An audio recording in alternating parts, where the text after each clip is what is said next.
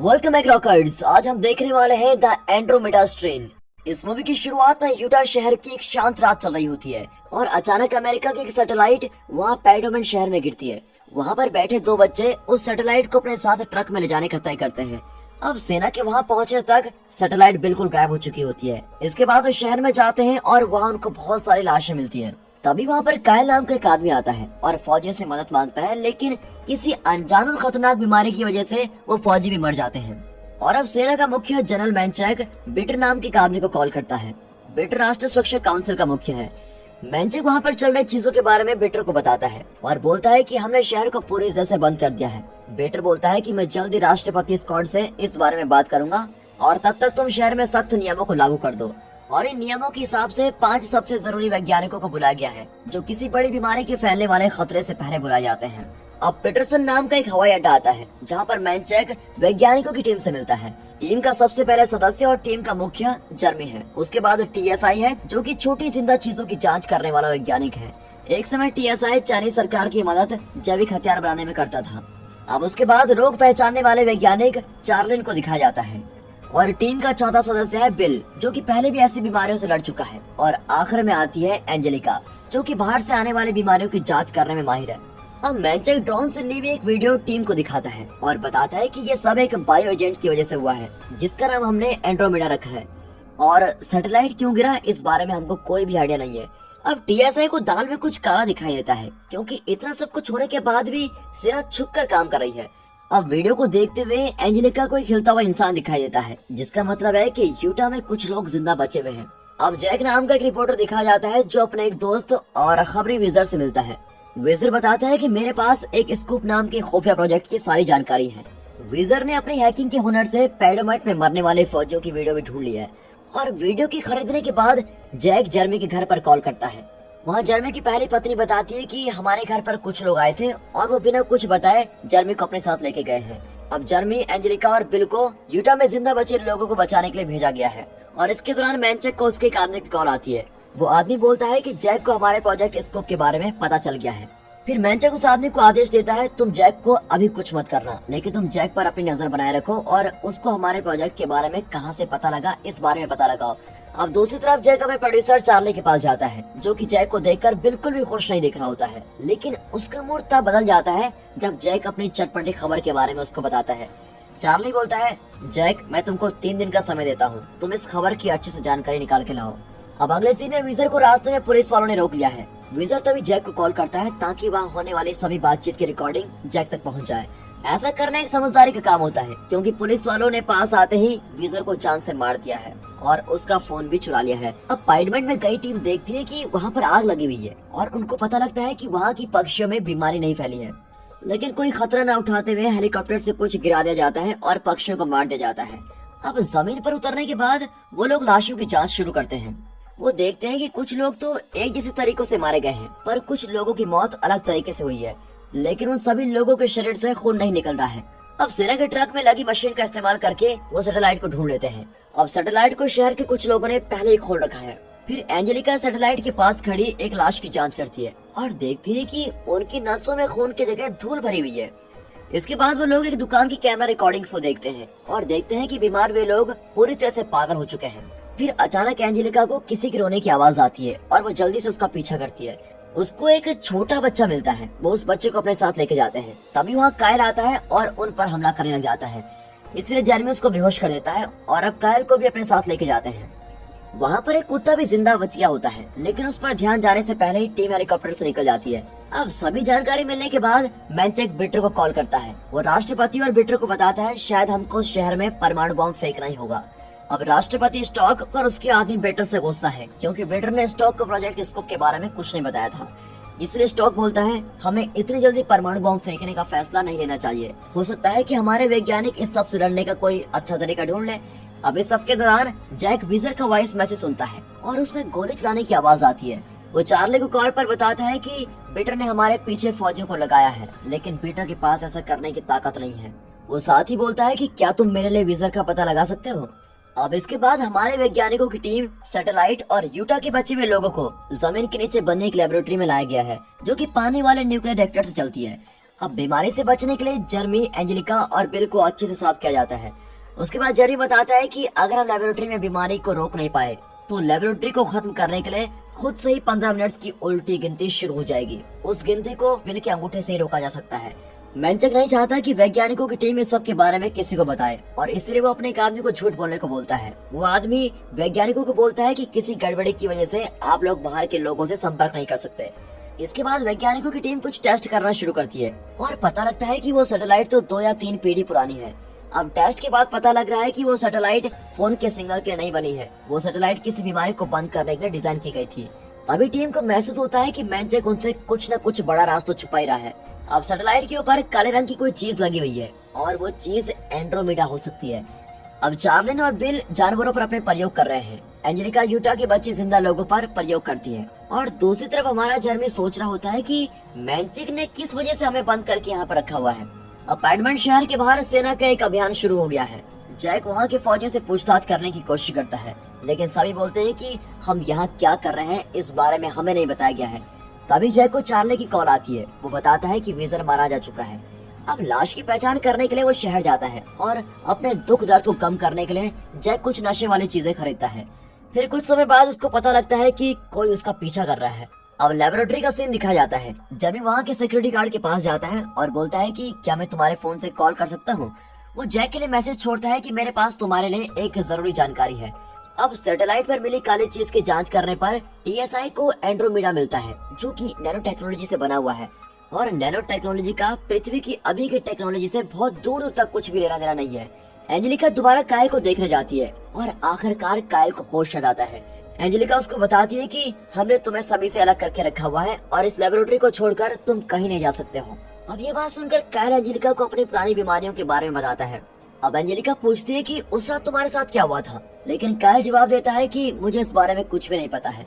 अब वही दिन दिखाया जाता है जिस दिन सैटेलाइट पृथ्वी पर गिरी थी। दोनों बच्चे सैटेलाइट को लेकर फायर स्टेशन के एक इंजीनियर के पास पहुंचते हैं। वहाँ कायल उस इंजीनियर के साथ ताश खेल रहा है। फिर कायल कुछ पीने का सामान लेने के लिए बाहर जाता है और जब वो कुछ मिनट्स बाद वापस आता है तो देखता है कि कुछ लोग मर के जमीन पर गिरे हुए हैं और बचे हुए लोग खुद को ही जान से मार रहे हैं। अब प्रेजेंट समय में दिखाते हैं वैज्ञानिकों की टीम बात कर रही है कि उनको अब तक क्या क्या पता चला है। टीएसआई बताता है कि एंड्रोमेडा एक कोशिका के आकार का है और वो हवा के जरिए फैलता है, लेकिन एंड्रोमेडा मरे हुए शरीरों से नहीं फैलता। एंड्रोमेडा प्रकृति का बनाया हुआ जीव नहीं है, उसको किसी ने टेक्नोलॉजी की मदद से बनाया हुआ है। लेकिन एंड्रोमेडा के बारे में सबसे अजीब बात तो यह है कि उसके पास डीएनए नहीं है। इससे पक्का हो जाता है कि वो अंतरिक्ष से आया कोई जीव है। अब यूटा में जिंदा बचा कुत्ता शहर से बाहर आ गया है और शिकारी जानवरों ने उसको मारकर खा भी लिया है। ऐसा होने से जानवरों में भी बीमारी फैलने लगी है। दूसरी तरफ हमारा जैक किसी तरह से मिलिट्री कैंप में घुस जाता है। वो कैसे भी करके खाने वाले ट्रक से अंदर घुस जाता है और जब जैक लोगों से सवाल जवाब कर रहा होता है तभी जर्मी की कॉल आती है। जर्मी दोबारा सिक्योरिटी गार्ड का फोन इस्तेमाल कर रहा होता है। जैक जर्मी को बताता है कि भाई यहाँ तो सिपाहियों से कुछ रहस्य में काम करवाया जा रहा है। इसके बदले में जर्मी जैक को एंड्रोमेडा के बारे में बताता है। अब इस सब के दौरान पैडोमंड से 65 किलोमीटर की दूरी पर एक खाने की जगह में दिखाते हैं एक पागल हो चुका पुलिस वाला आता है और अचानक सभी लोगों को जान से मार डालता है। मैंचे को इस घटना के बारे में पता लगता है तो वो बोलता है कि शायद पुलिस वाला पैडोमंड गया होगा और शहर पर घेरा लगाने से पहले ही शहर से निकल गया होगा। तभी मैंचे को लेबोरेटरी के सिक्योरिटी गार्ड की कॉल आती है। वो मैंचे को जर्मी का एक मैसेज देता है कि तुम्हें बाहर के लोगों के साथ हमारा संपर्क शुरू करना होगा, वरना जैक प्रोजेक्ट स्कोप के बारे में टीवी पर बता देगा। अब मैंचे के पास कोई रास्ता नहीं बचा है और वो वैज्ञानिकों को कॉल करता है। वो बोलता है कि किसी तकनीकी खराबी की वजह से तुम अभी भी बाहर बातचीत नहीं कर सकते हो, लेकिन मैं तुम्हें सैटेलाइट के बारे में सब कुछ बता सकता हूँ। नासा के एस्ट्रोनॉमर्स को हमारे सौर मंडल में अचानक आया हुआ एक वार्म होल मिला था और उस वार्म होल की मदद से हम ब्रह्मांड के अलग हिस्सों की जांच करना चाहते थे। सैटेलाइट को इसलिए बनाया गया था ताकि किसी जिंदा चीज के मिलने पर सैटेलाइट उनको अपने साथ ला सके और हमें नहीं पता था कि सैटेलाइट में क्या गड़बड़ हुई है, लेकिन अचानक वार्म होल के बंद होने से कुछ देर पहले सैटेलाइट खराब होकर नीचे गिरने लगी थी।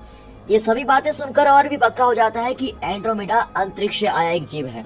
अब जैसा कि एंड्रोमेडा यूटा शहर से बाहर निकल चुका है तो उन लोगों को अब जल्द ही कुछ करना होगा। मतलब बिल्कुल साफ है कि बीमारी की ओर फैलने से पहले राष्ट्रपति परमाणु बम को गिरवाना चाहता है। अब जैसा कि यूटा पर परमाणु बम गिरने वाला है, इसलिए रेडिएशन के फैलने से पहले फौजी शहर से दूर जा रहे होते हैं, लेकिन तभी वहाँ पर एक पक्षी अपने साथ मरा हुआ चूहा लेके आता है और फौजियों के ऊपर फेंक देता है। अब ऐसा होने से उनमें भी बीमारी फैल जाती है और वो मर जाते हैं। उनमें एक फौजी बच जाता है और टैंक को लेकर फौजियों के कैंप में पहुंच जाता है।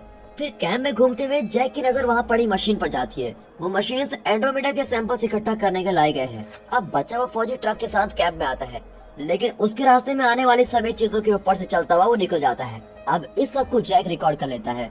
फिर जैक की वीडियो चार्ली को भेजना चाहता है, लेकिन तभी कुछ फौजी उसको गिरफ्तार कर लेते हैं और उसका फोन छीन लेते हैं। अगले सीन में दिखाया जाता है कि एक पायलट परमाणु बम को लेकर यूटा शहर के ऊपर गिराने जा रहा है, लेकिन तभी वैज्ञानिकों को पता लगता है कि परमाणु बम से निकलने वाली रेडिएशन से एंड्रोमेडा और भी ज्यादा फैल सकता है। वो तभी व्हाइट हाउस में फोन करते हैं और परमाणु बम को न गिराने के लिए बोलते हैं। अब ये बात सही समय पर पायलट तक पहुंच जाती है, लेकिन जैसे ही वो पायलट वापस आने लगती है, जहाज में कुछ गड़बड़ी होती है और किसी न किसी तरह से परमाणु बम गिर जाता है। वैसे तो पास वाले कैंप में रुके सभी फौजी सही सलामत हैं, लेकिन दुनिया भर के सेस्मिक स्टेशन पर बम के गिरने का पता चल गया है। इसलिए स्कॉट अपनी टीम को बोलता है कि सभी को बता दो कि उनके एक प्रयोग में गड़बड़ी की वजह से उनका जहाज गिर गया था। अब जरी मैनचेक से बहस कर रहा होता है। वो मैनचेक को बोलता है कि तुम हमसे दोबारा झूठ बोल रहे हो, लेकिन तभी चार्ली पायलट की जांच करती है और बताती है कि जहाज में गड़बड़ी एंड्रोमेडा की वजह से आई है। एंड्रोमेडा समय के साथ बेहतर होता जा रहा है और अब वो नैलन को भी खाकर फैल सकता है। चार्ली बोलती है कि मेरे हिसाब से पास में लगी आग के धुएं से एंड्रोमेडा ऊपर जहाज तक पहुंच गया होगा। अब शहर से काफी दूर मर चुके फौजी मिलते हैं। इससे पक्का हो जाता है कि एंड्रोमेडा पहले से बेहतर हो गया है। अब वो जानवरों और लाशों में भी फैल सकता है। अब इसके दौरान बीटर के पास चार्ली की कॉल आती है। फिर किसी तरह से जैक की भेजी वीडियो चार्ली को मिल गई है। बीटर अभी भी बोलता है कि भाई मेरे को इस बारे में कुछ नहीं पता, लेकिन मैं वादा करता हूँ कि मैं इस बारे में जरूर कुछ करूंगा। इसके बाद वो फेरस को कॉल करता है और बोलता है कि फेरस मैं तुम्हें सभी गाड़ियों को ठीक करने की जिम्मेदारी देता हूँ। अब फेरस कैंप में पहुंच गया है और जैक को उसकी पिक्चर्स दिखाते हुए बोलता है कि हमारे पास तुम्हारे ड्रग्स खरीदने की फोटोज हैं। लेकिन जैक से बातें बाहर निकालना इतना आसान नहीं है। अब अगले सीन में शहर और उसके पास की जगह में बीमार हो चुके जानवरों को क्लोरोजाइन और आग की मदद से मारा जा रहा है। ऐसा इसलिए करना पड़ रहा है क्योंकि एंड्रोमेडा बहुत ही ज्यादा तेजी से फैल रहा है और अब कैंप से दूर ले जाने के लिए जैक को एक हेलीकॉप्टर में ले जाया जा रहा है। लेकिन कैंप से निकलने से पहले फेरस एक बैग को हेलीकॉप्टर में रखते हुए बोलता है कि ये बैग जैक का है, लेकिन असल में वो बैग जैक का नहीं है और इसलिए अब जैक को खतरा महसूस होता है। फिर कैंप से ठीक ठाक दूरी तक पहुंचने के बाद जैक एक फायर एक्सटिंग्विशर चलाकर फौजी को ध्यान भटकाता है और धुएं की वजह से हेलीकॉप्टर को जमीन पर उतार दिया जाता है। फिर जैक हेलीकॉप्टर से बाहर भाग जाता है। इसके बाद ही हेलीकॉप्टर में धमाका होता है। अब जैक को बिल्कुल सही महसूस हुआ था कि फेरस ने बैग में बम रखा था ताकि जैक वापस शहर में न जा सके। जब तक फेरस और उसके फौजी वहाँ पहुँचते हैं, जैक वहाँ से भाग चुका होता है, लेकिन जैक को ढूंढने के लिए वो अपने कुछ आदमी को भेजता है। अब दूसरी तरफ एंजेलिका उस पागल पुलिस वाले के डॉक्टर से बात करती है और उसे पता लगता है कि उस पागल पुलिस वाले को पहले 2 बार कीटो एसिडोसिस का दौरा पड़ चुका है। यह एंड्रोमेडा के नए रूप को देखकर टीएसआई और जर्मी अनुमान लगाते हैं कि एंड्रोमेडा अलग अलग शरीर में होने के बाद भी एक दूसरे से संपर्क कर सकता है। इस बात का पता तब लगा जब एंड्रोमेडा के एक सैंपल पर कोई प्रयोग नहीं किया गया था, लेकिन वो भी खतरे के हिसाब से अपने अंदर बदलाव ले आया था। अब जर्मी मैनचेक से बात करता है और पता लगता है कि एंड्रोमेडा नदी की तरफ बहुत तेजी से फैल रहा है, क्योंकि वो बहुत ही होशियार है और पानी में मिलकर और भी तेजी से फैलना चाहता है। ऐसा करने से वो लॉस वेगस में पहुंच जाएगा। अब मैनचेक पूरे शहर को खाली करने का आदेश देता है और शहर के सभी एयरपोर्ट्स को भी बंद करने को बोलता है। अब अगले सीन में एंजेलिका नींद में है और उसको एक सपना आता है। सपने में वो अपने पैडमन शहर में पहुंच गई है। वहाँ कायल अपने दोस्तों के साथ ताश खेल रहा होता है और सपने में कायल की बताई बीमारी के बारे में वो सोच रही होती है और आखिरकार उसको समझ आ जाता है कि कैसे यूटा में वो बच्चा कायल और पागल पुलिस वाला बच गया था। तीनों को एसिडोसिस की बीमारी है, जिसका मतलब यह है कि एंड्रोमेडा एसिड की थोड़ी मात्रा को झेल सकता है। एंड्रोमेडा को मारने के लिए कोई एसिड बनाना मुश्किल काम नहीं है, लेकिन उस एसिड से इंसान भी मर सकते हैं। लेकिन अगर कुछ समय बाद एसिड बनाया भी गया तो एंड्रोमेडा भी अपने आप को एसिड से बचाने के बदल लेगा। अब इस सबके दौरान स्कॉट एक और मुसीबत को झेल रहा होता है। पर्यावरण को बचाने वाला एक समूह है जो कि लड़ाई दंगा करके एक सुरंग पर कब्जा कर रहे हैं, जिसको राष्ट्रपति काफी समय से बचा रहा है। अब दूसरी तरफ लैब में दिखाते हैं तो टीम को पता लगता है कि एंड्रोमेडा कंप्यूटर की तरह बाइनरी कोड से चलता है, जिसका मतलब ये निकलता है कि वो भविष्य से आया है और शायद किसी चीज के बारे में चेतावनी दे रहा है। अभी के चलते समय में पृथ्वी के पास केवल एक ही चीज है जो भविष्य में नहीं हो सकती है। वो कोई ऐसी प्राकृतिक चीज है जिसका हमने इस्तेमाल कर लिया है या फिर तबाह कर दिया है। वो एंड्रोमेडा के बाइनरी कोड को समझने वाली भाषा में बदल रहे होते हैं और आखिरकार उनको मैसेज मिल जाता है। मैसेज में एक नंबर, एक त्रिकोण का निशान और बैकिलस इन्फर्नस लिखा हुआ है। बैकिलस इन्फर्नस का मतलब नर्क का बैक्टीरिया। बिल उस बैक्टीरिया को पहचान लेता है। बिल बताता है कि ये बैक्टीरिया समुद्र की बहुत ही गहराइयों में मिलता है और बुरे से बुरे एसिड वाले वातावरण को भी झेल सकता है।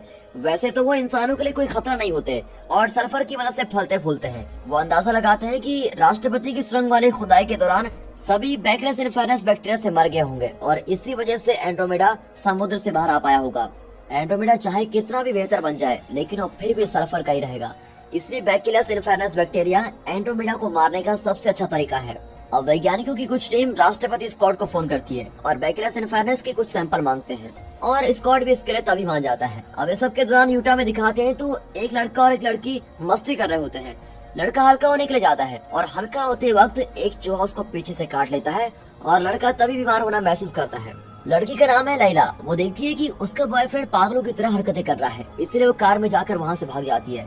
अब फेरस चार्ली को कॉल करता है और बोलता है कि तुम्हारा जैक मारा जा चुका है, लेकिन असलियत में तो जैक घूमते घूमते लैला के पास पहुँच जाता है। वो लैला से फोन मांगता है लेकिन फोन में सिग्नल नहीं आ रहे होते हैं। फिर पास ही में सीमा पर तैनात फौजियों पर बीमार हो चुके पक्षी हमला करते हैं, जिसकी वजह से बीमार और मरी हुई लाश नदी में गिर जाती है। अब ऐसा होते ही एंड्रोमेडा नदी के जरिए भी फैलने लगा है। दूसरी तरफ स्कॉट के फैसले से पीटर बिल्कुल भी खुश नहीं है। वो फेरस को बोलता है तुम जाओ और चार्ली के परिवार को किडनैप कर लो। अब लैब में दिखाते हैं तो टीम ने प्रयोग करके पता लगा लिया है कि बैकलेस इन्फर्नस बैक्टीरिया एंड्रोमेडा को आसानी से मार सकता है। बैकलेस इन्फर्नस को जल्दी से बढ़ाने के लिए एक मशीन का इस्तेमाल करते हैं। चार्ली अब अपना काम कर रही होती है और तभी उसको उसके पति फेरस का कॉल आता है। फेरस उसको धमकी देते हुए बोलता है कि अगर तुम परिवार को दोबारा देखना चाहती हो तो एंड्रोमेडा का सैंपल छुपाकर अपने पास रख लो। इसके बाद वैज्ञानिकों की टीम एक मीटिंग करती है। जेरी बताता है कि जितना हम समझते हैं एंड्रोमेडा उससे भी ज्यादा चालाक है। बहुत ही ज्यादा उम्मीद है कि एंड्रोमेडा ने जानबूझकर जहाज पर हमला किया हो ताकि परमाणु बम जमीन पर गिर जाए और वो रेडिएशन से फैल सके। इसका मतलब यह है कि अगर हम एंड्रोमेडा को खत्म करना चाहते हैं तो हमें सभी एंड्रोमेडा के साथ लैब में बचे सभी सैंपल्स को भी खत्म करना होगा ताकि वह अपने में कोई बदलाव न पाए। अब जैसा कि चार्ली ने एंड्रोमेडा का सैंपल अपने पास रखना चाहती है, इसलिए वह बोलती है कि मैं एंड्रोमेडा को खत्म करने की जिम्मेदारी लेती हूँ। मेरे दोस्तों, मूवी में हमें एक ऐसा जीव दिखाया गया है जो पृथ्वी की सभी जिंदा चीजों के लिए बहुत ही बड़ा खतरा है। ऐसे कुछ समय पहले हमें कोविड-19 जैसे खतरनाक वायरस से हम सामना कर चुका है। वैसे तो कोविड एंड्रोमेडा जैसा खतरनाक नहीं है, लेकिन क्या आपको भी लगता है कि इंसानों के छेड़छाड़ की वजह से कहीं हम लोगों को दोबारा कोरोना जैसा या फिर एंड्रोमेडा जैसा वायरस देखने को न मिल जाए? आप क्या सोचते हैं कमेंट में बताइएगा। चलिए अब मूवी में वापस आते हैं। पानी में मिलने के बाद एंड्रोमेडा पहले से और बेहतर हो गया है। वो इतना बेहतर हो गया है कि वो अब जमीन पर भी तेजी से फैल रहा है। लाइला और जैक को पौधों के रंग में तेजी से आता हुआ बदलाव साफ दिखाई दे रहा है। जब एंड्रोमेडा उनके बहुत ही पास आ जाता है तो वो गाड़ी में बैठकर वहाँ से निकल जाते हैं। फिर जैक का पीछा करने वाले कुछ सिपाही मर जाते हैं, लेकिन बचे हुए सिपाही जैक का पीछा करते हुए गोले पर गोले चला रहे होते हैं।